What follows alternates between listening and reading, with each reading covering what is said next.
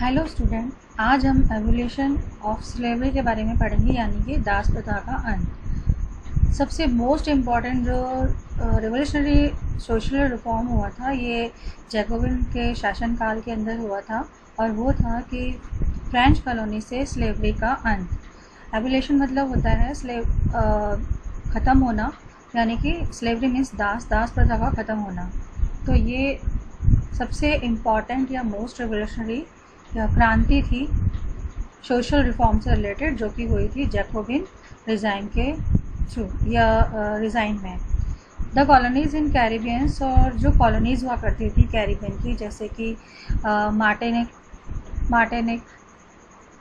गॉडेलप and San Domingo, ये कुछ important suppliers हुआ करते थे कमोडिटीज़ के, जैसे कि tobacco, Indigo, sugar and coffee. लेकिन जो यूरोपियंस थे, रेलुकेंट मतलब होता है अनिच्छा, क्योंकि जो यूरोपियंस थे उनकी इच्छा नहीं थी कि वो दूर जाकर काम करें या ऐसी जगह पर काम करें जहाँ की जो लैंड है वो उनके लिए अपरिचित है या अनफेमिलियर है। अब उनकी न इच्छा या उनकी अनिच्छा की वजह का मतलब ये हुआ कि शॉर्टेज ऑफ लेबर, यानी कि उनको लेबर्स की कमी हो गई। लेबर्स की कमी कहाँ हुई? प्लांटेशन वाली जगह पर, जहाँ पर इन सब की प्लांटेशन किया जाता है। Tobacco, Indigo, sugar and coffee की जहाँ प्लांटेशन होती थी, उस जगह पर लेबर्स की कमी हो गई। सो दिस वाज मैड, और इसी वजह से जो ट्रायंगुलर स्लेव ट्रेड है वो स्टार्ट हुआ, यूरोप, अफ्रीका और अमेरिका। तो ये ट्रायंगुलर हो गया, 3 कंट्रीज़ इसके अंदर आ गई।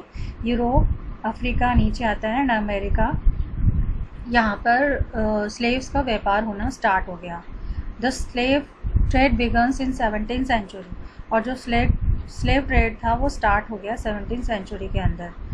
फ्रांस के जो मर्चेंट थे वो सेल कर नाव चला के या शिप लेकर ये जो बोर्डेक्स और नैंटिस जो पोर्ट था वहाँ पे पहुँचते थे टू द अफ्रीकन कोस्ट। यहाँ से बोर्डेक्स और नैंटिस से ये अफ्रीकन कोस्ट जाया करते थे, जहाँ से ये स्लेव्स को लेकर आते थे या ख़रीद कर लाते थे लोकल चिफ्टन से।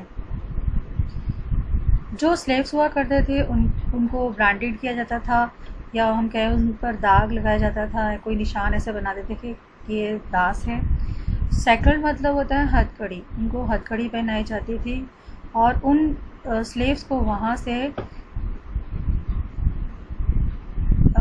उठा करके और शिप में, मतलब उनको वहाँ से शिप में ले जाया जाता था, और वहाँ उनको टाइटली पैक कर दिया जाता था, यानी बहुत सारे जो स्लेव्स थे उनको एक साथ शिप में ठूस दिया जाता था। ठूसना हम कह सकते हैं कि एक साथ बहुत सारे लोगों को घुसेड़ देना। और ये जो यात्रा हुआ करती थी, वॉयजेस मतलब होता है समुद्री यात्रा, ये 3 मंथ्स की हुआ करती थी, यानी 3 महीने लगते थे उनको अटलांटिक से कैरिबियन जाने में। देवर सोल्ड, वहाँ जाकर ये प्लांटेशन ऑनर्स को, स्लेव्स को बेच दिया करते थे। The exploitation of slaves labour, और जो एक्सप्लॉयटेशन हुआ था स्लेव लेबर का, ये पॉसिबल हो पाया क्योंकि जो डिमांड थी यूरोपियन मार्केट के अंदर वो शुगर, कॉफ़ी और इंडिगो की ज़्यादा थी, और इस डिमांड को पूरा करने के लिए ज़रूरी था उनके लिए स्लेव लाना, क्योंकि जो यूरोपियंस थे वो जाना नहीं चाहते थे अननोन जगह पर खेती करने के लिए या ये प्लांटेशन में काम करने के लिए। तो पोर्ट सिटीज़ जैसे कि बोर्डेक्स एंड नैंटिस, इनकी अपनी ही इकनॉमी हो गई, और ये जिनको इनकी इकनॉमी थी वो प्रॉस्परस हो गई, और वहाँ क्या हुआ कि स्लेव ट्रेड्स फलने फूलने लगा, क्योंकि वहीं से दासों को ले जाया जाता था, स्लेव्स को ले जाते थे अलग अलग कंट्रीज़ के अंदर। थ्रू द 18th सेंचुरी के अंदर इसका विरोध हुआ, लिटिल क्रिटिसिज्म, यानी कि इसका लोगों ने आलोचना वगैरह भी की फ्रांस के अंदर स्लेवरी की। नेशनल असेंबली के अंदर बहुत लंबा डिबेट भी चला इसको लेकर कि जो राइट्स हैं मैन के वो मिलना चाहिए सारे फ्रांस सब्जेक्ट के अंदर, इंक्लूडिंग इन द कॉलोनीज़, जो उनकी कॉलोनीज़ हैं उनमें भी, यानी दासों को उनके राइट्स मिलने चाहिए जो ह्यूमन राइट्स होते हैं। बट जो नेशनल असेंबली थी उसने कोई भी कानून पास नहीं किया, और उसका कारण ये था क्योंकि उनको डर था कि जो बिजनेसमैन है जिनकी इनकम डिपेंड है स्लेव ट्रेड से, वो उनसे नाराज़ ना हो जाए या वो उनका विरोध ना कर सकें। It was finally a convection, और ये फाइनली इसको कन्वेक्शन ने 1794 के अंदर एक कानून पास किया, फ्रेंच ओवरसीज़ पोजीशन के अंडर में जो भी स्लेव्स हैं उनको आज़ाद कर दिया जाए। यानी स्लेव्स की आज़ादी के लिए जो कानून पास किया गया था वो 1794 के अंदर कन्वेंशन के थ्रू हुआ था। हाउएवर टर्न आउट, लेकिन हालांकि ये जो लॉ था स्लेव्स को आज़ाद करने वाला, स्लेव्स को फ्री करने वाला, वो कुछ ही समय के लिए था, यानी कि 10 ईयर्स के लिए था। 10 साल बाद दोबारा से जो नेपोलियन था उसने इसको री इंट्रोड्यूस कर दिया, यानी कि स्लेवरी दोबारा से आ गई। प्लांटेशन ऑनर्स अंडरस्टूड, अब जो प्लांटेशन ऑनर्स थे वो समझ गए उनकी जो फ्रीडम है as including the right of enslave African, जो वो तभी तक स्वतंत्र रह सकते हैं जब तक कि वो अफ्रीकन्स को अपने गुलाम ना बना लें। अफ्रीकन नीग्रोज, नीग्रो बोलते हैं काले व्यक्ति को, तो इसको ये जो शब्द है ये अब इसको यूज़ नहीं किया जाता क्योंकि इसको बहुत ही गलत माना जाता है। और उनको जो अफ्रीकन नीग्रोज थे उनको ये इकोनॉमिक इंटरेस्ट के लिए यूज़ किया करते थे। स्लेवरी वॉज फाइनली एबोलिश्ड, और फाइनली जो स्लेवरी है मतलब हमेशा के लिए इसको ख़त्म कर दिया गया 1848 के अंदर फ्रेंच कॉलोनी से।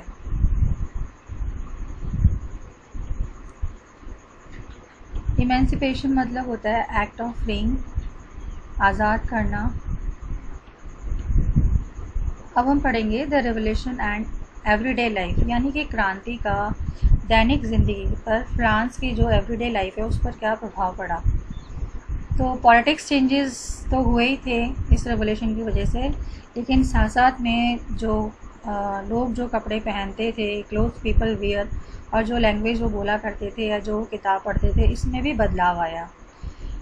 और 1789 के अंदर फ्रांस के अंदर बहुत सारे चेंजेस देखने के लिए मिले लोगों की ज़िंदगी के अंदर, चाहे वो आदमी हो, औरत हो या बच्चे हों। द रिवोल्यूशनरी गवर्नमेंट, जो रिवोल्यूशनरी गवर्नमेंट थी, उन्होंने एक ऐसा लॉ पास किया जिसके अंदर लिबर्टी और इक्वलिटी को एवरीडे प्रैक्टिस के अंदर रखा गया। वन इम्पॉर्टेंट लॉ जो था, सबसे इम्पॉर्टेंट जो लॉ था जो कि इफ़ेक्ट के अंदर आया था सून आफ्टर स्टॉर्मिंग, और ये कब आया था, जब वेस्टली जो किला था, जब वो उसका ध्वंस हुआ था, जब तोड़ा गया था समर 1789 के अंदर, तभी जो सेंसरशिप था वो ख़त्म हो गया था।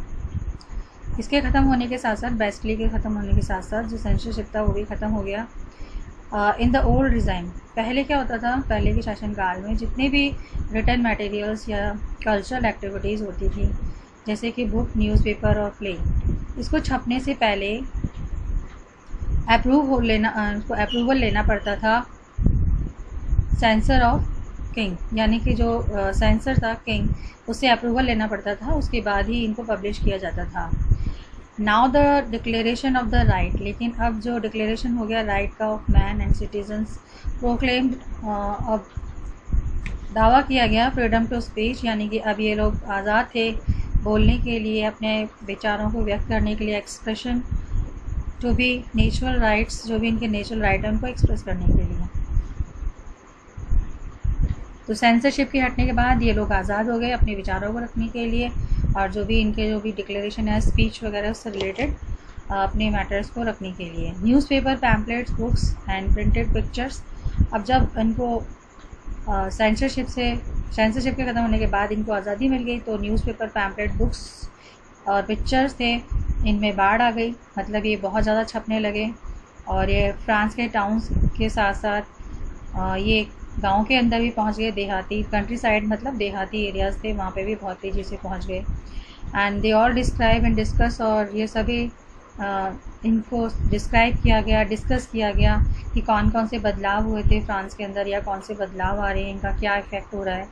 फ्रीडम ऑफ द प्रेस, और जो प्रेस की जो फ्रीडम थी, इसका मतलब ये हुआ प्रेस को फ्रीडम मिलने से कि जो भी अपोजिंग व्यूज़ हैं, यानी जो विरोधी वाले जो भी विरोधी मत हैं, उसको एक्सप्रेस करना और उसके बारे में डिबेट होना।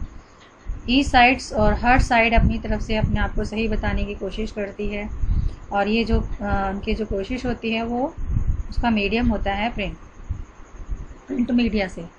इसके अलावा प्लेज, नाटक, सॉन्ग, गाने या फेस्टिव प्रोसेशन या जुलूस वगैरह के थ्रू ये लोगों को अट्रैक्ट किया करते थे, और यही एक ऐसा तरीका था जिससे कि जो भी लिबर्टी एंड जस्टिस है जो कि पॉलिटिकल फ़िलासफ़र ने लिखी थी टेक्स्ट के अंदर, उसको ऐसे लोगों तक पहुंचाना जो कि पढ़ना नहीं जानते थे।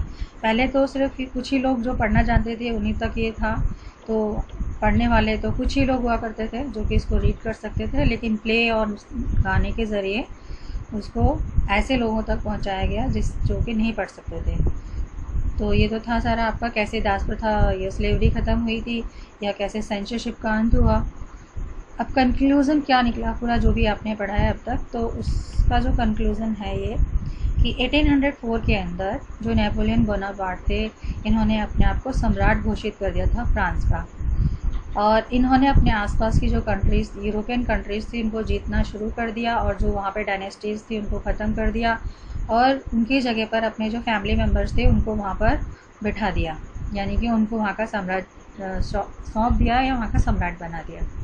नेपोलियन का जो रोल था, जो नेपोलियन था वो अपने इस रोल को यूरोप के मॉडर्नाइज़र के रूप में देखता था, और उसने बहुत सारे कानून बनाए थे, जैसे कि प्रोटेक्शन ऑफ प्राइवेट प्रॉपर्टी को प्रोटेक्ट करने से रिलेटेड कानून बनाए, and uniform system of weight और यूनिफॉर्म सिस्टम था वेट और मेज़र का, provided by decimal system provide करके उन्होंने इसको यूनिफॉर्म बनाया, जो भी सिस्टम था उनका वहाँ का वेट एंड मेज़र का। इनिशियली मैंने और बहुत सारे जो शुरू में तो बहुत सारे जो लोग थे वो नेपोलियन को एक लिबर्टर के रूप में देखते थे, यानी कि हमें आज़ादी दिलाने वाला व्यक्ति है नेपोलियन, और जिससे कि लोग उसको आज़ादी दायक या आज़ादी दाता समझते थे। लेकिन बहुत जल्दी जो नेपोलियन की जो आर्मी थी उसने दिखा दिया लोगों को कि वो केवल एक आक्रमणकारी फोर्स है, और ही वॉज फाइनली, और आखिरकार उसकी हार हुई वाटरलू के अंदर 1815 में। और बहुत सारे जो मेजर्स थे that carried revolutionary ideas, liberty and modern laws to the other part, ये जो आइडियाज़ थे लिबर्टी और मॉडर्न लॉज के, वो यूरोप के अदर पार्ट्स के अंदर भी इनका असर देखने के लिए मिला, लेकिन नेपोलियन के जाने के काफ़ी समय पश्चात, यानी काफ़ी समय बाद। The ideas of liberty and democratic rights, जो भी आइडिया थे लिबर्टी और डेमोक्रेटिक राइट्स के, ये मोस्ट इम्पॉर्टेंट लेगेसी थे ऑफ फ्रेंच रेवोल्यूशन के, और दी स्प्रेड्स फ्रॉम फ्रांस, और इसको स्प्रेड किया गया फ्रांस से, ये फ्रांस से दूसरे जो यूरोपियन कंट्रीज़ थी वहाँ तक अपने आप फैल गए 19th सेंचुरीज़ के अंदर, और जिसकी वजह से वेयर द फेडरल सिस्टम, जहाँ पर जो फेडरल सिस्टम था वो ख़त्म हो गया। कॉलोनाइज पीपल्स रीवर्क, जो कॉलोनाइज पीपल थे वो उन्होंने रीवर्क करना शुरू कर दिया। Ideas of freedom and bondage into their movements, उनको वो अपने मूवमेंट्स के अंदर लाए टू क्रिएट सॉवरेन नेशन, जिससे कि वो एक सॉवरेन नेशन बना सकें। और टीपू सुल्तान और राजा राममोहन रॉय, ये दो एग्जाम्पल ऐसे हैं जिन्होंने कि फ्रांस के इन आइडियाज़ को अपनाया था, रेवोल्यूशनरी आइडियाज़ को अपनाया था। तो ये तो था आपका पूरा, किस प्रकार से आपके फ्रांस रिवोल्यूशन हुआ था, क्या क्या चेंजेस आए थे, केवल फ्रांस के अंदर ही नहीं बल्कि यूरोप के अदर कंट्रीज़ के अंदर भी बहुत सारे चेंजेस आए थे। इसका इफेक्ट केवल यूरोप में ही नहीं बल्कि वर्ल्ड पर पड़ा था, और ये सबसे इम्पॉर्टेंट रिवोल्यूशन माना जाता है। और इसी के बाद जो लोग थे वो रिपब्लिकन कंट्री बनाने में लग गए। तो आज जो मैंने आपको पढ़ा है उसको आपको पढ़ना है, और जो चीज़ आपको नहीं समझ में आए आप मुझसे पूछ सकते हैं। और अगर आपको ये वीडियो अच्छा लगे तो आप इसको लाइक ज़रूर कीजिएगा, और अपने जो भी सजेशन है उसको कमेंट बॉक्स पर लिखिएगा। Okay, bye, have a nice day.